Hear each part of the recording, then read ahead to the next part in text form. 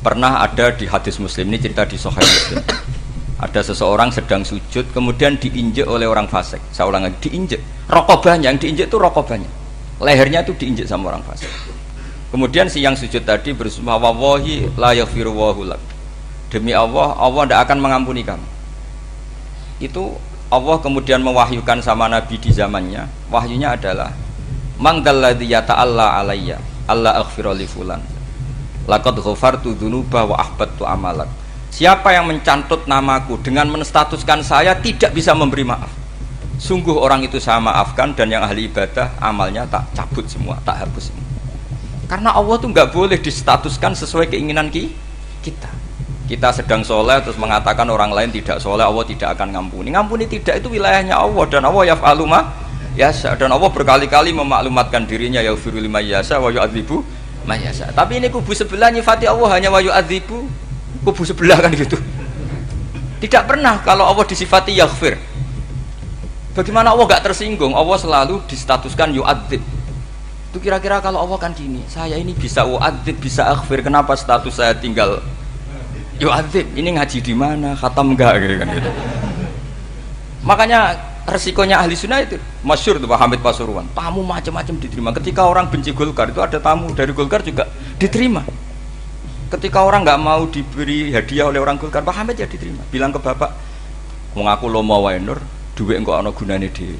Sing marai rawan hisab itu kan kamu dapat uang nggak jelas kemudian kamu pakai pribadi. Kalau orang-orang soleh kan nggak pernah dipakai, kan aman saja.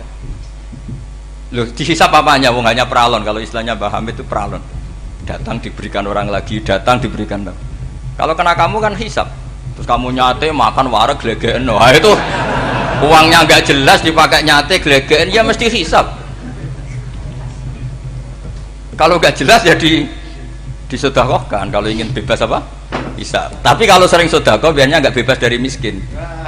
Tapi kalau kamu wali kan tetap kayak Pak Hamid itu masyhur bisa kok. Tapi kan nggak jadi miskin. Kamu nggak terkenal sakok tapi miskin. Ini nggak wali. Ini penting. Jadi kebanyakan orang ekstrim karena mensifati Allah Ta'ala itu hanya dengan status yu'adzib, tidak dengan status yaghfir.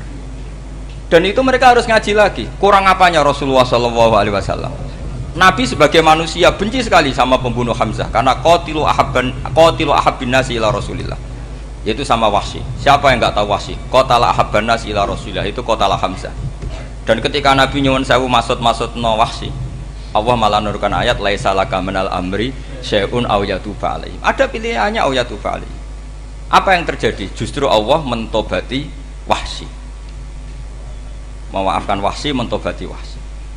Ada sahabat yang dipuji Nabi hamamatul masjid, akhirnya su'ul khotimah. Kita tahu ceritanya siapa? Sa'labah. Makanya kata Mbah Mun sering cerita ke saya, banyak orang darani saya itu tidak jelas, kata Mbah Mun, karena saya sama siapa saja baik, sehingga banyak yang nuduh saya itu tidak jelas. Kata beliau, ulama paling jelas ya saya ini, karena masih orisinil, kata beliau. Tapi pakai bahasa Jawa, karena tadi Mbak Idris bilang ada yang MA ya, Madura asli tadi, makanya saya terpaksa bahasa Indonesia tadi. Kata Mbah Mun, ulama paling jelas ya saya, karena saya menyikapi siapa saja baik, karena di hati saya hanya membaca laisa laka minal amri syai'un aw yatuba alaihim aw yu'adziba. Kenapa kamu vonis si buruk? Bisa saja nanti baik. Yang sedang baik bisa saja nanti bu. Kalau nasib seseorang nggak jelas, kenapa kamu sikapnya jelas? Nah ini orang-orang nggak ngaji itu memaksa orang lain jelas. Ini kubu sebelah pasti salah, ini pasti benar. Wong manusia kok dipasti-pastikan gimana? Kita ini tidak nabi. Kalau nabi maksum pasti benar. Kalau sampean apa? Maksum bisa. Jadi ketidakjelasan para ulama ini berdasar konstitusi tadi, bahwa itu wilayahnya Allah Subhanahu wa Ta'ala. Ini penting saya utarakan. Jadi penting sekali. Jadi orang yang sedang fasik sekarang bisa saja nanti tobat, yang sedang sekarang soleh bisa saja nanti masalah. Sehingga Rasulullah tetap mengajarkan ya muqallibal qulub tsabbit qalbi ala dinik. Jadi kalau ngaji itu khatam. Khatam itu begini misalnya ya. Saya pernah ngaji Ihya, belajar Ihya khatam. Bahkan saya punya takrirannya berdasar kitab Ithaf, sarahnya Ihya. Kalau ingin tahu sanadnya sarah Ihya, ya misalnya Gus Idris ini, Idris ngaji Mbah Hamid Pasuruan, ngaji Mbah Dimyati. Mbah Dimyati ini ngaji sama kakaknya Kiai Mahfud Termas. Kiai Mahfud ngaji sama abahnya Kiai Abdullah. Ki Abdul ngaji sama abamnya Ki Abdul Manan. Ki Abdul Manan ini mulazim terhadap Sayyid Murtado Az-Zabidi. Jadi kalau santri Salafiyah ini ya kira-kira tokoh Sabiah. Karena Mbak Idris Sadisa ya kira-kira sampean itu dari pengarang Ithaf itu baru tokoh berapa? Sabiah, masih keren. Turun pitu. Masih kaya lah. Lah kamu kok miskin? Turun ke wolu katanya kan. Jadi nanti kalau masih keren. Itu sampean ngaji kitab kalau khatam, saya ulang lagi kalau khatam. Itu memang ada bab-bab di mana ulama itu harus tegas, harus tafriq bainal haqqi wa bainal batil. Oke, itu bagus. Mana yang hak, mana yang batil kita bedakan. Di bab itu bagus. Tapi kalau nanti kamu ngaji bab tawadhu, lihat di Bidayatul Hidayah atau di semua kitab tasawuf, bab tawadhu itu kalau melihat kamu orang kafir, kamu melihat orang apa? Kafir. Ini aso ma'akufri, ini maksiat wajar dia kafir. Saya ini muslim kok maksiat. Fadam bi akbah, maka dosa saya lebih buruk. Melihat orang tua, mesti hada aksaru ibadatan, ini lebih tua, mesti ibadahnya lebih banyak. Nanti kalau melihat anak kecil, hada asgharu minni sinnan, pasti maksiatnya banyak saya. Sehingga terus evaluasi gitu, sehingga nggak pernah takabur. Misalnya di sini, saya ini kan gayanya keren, duduk di atas sampean di bawah. Gayanya tok, hakikatnya sampean lebih sombong karena memerintahkan saya. Jadi panitianya itu, makanya saya merasa tawadhu saja meskipun berdiri. Karena hakikat saya ini makmur, diperintah. Panitia ini, penyelenggara ini amir, pemerintah. Kira-kira sombong mana? Itu sekali saya tidak memaafkan, finnar itu.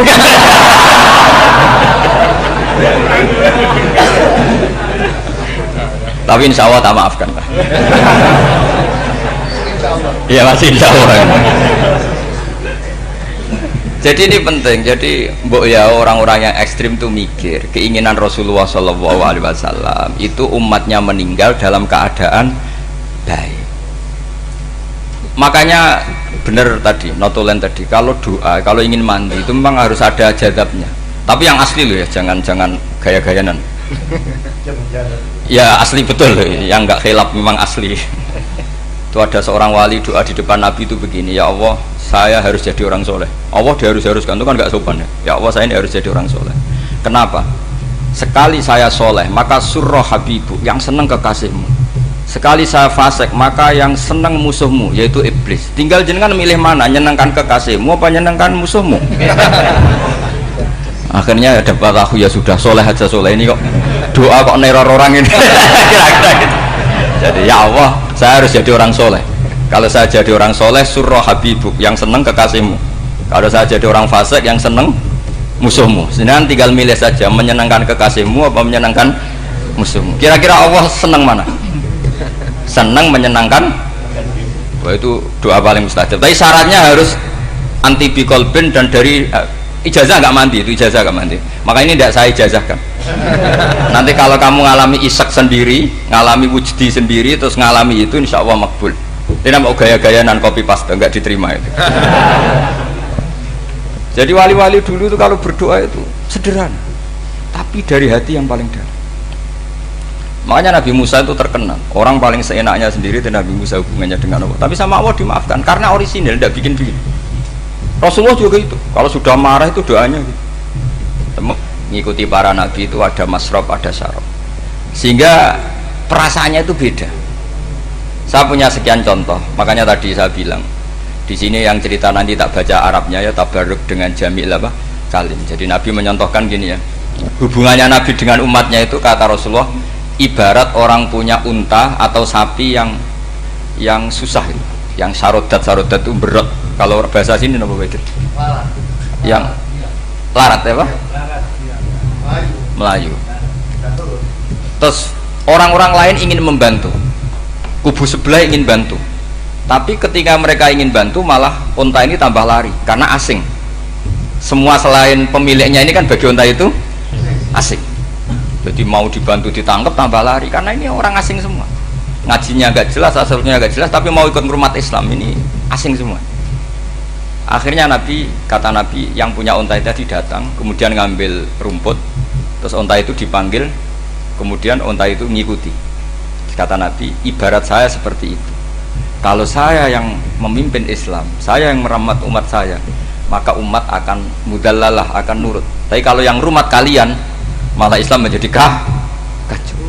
Kenapa menjadi kacau? Karena tadi nyifati Allah saja salah. Orang Islam baik dihukumi kafir hanya karena tahlilan, hanya karena manakiban dihukumi kafir. Sekarang inginnya Nabi orang menjadi muslim apa kafir? Inginnya Nabi orang menjadi muslim apa kafir? Muslim. Lalu gara-gara melakukan perilaku tertentu dihukumi kafir. Iya, ziarah wali songo musyrik, nyekel patok musyrik. Katanya minta sama mayit.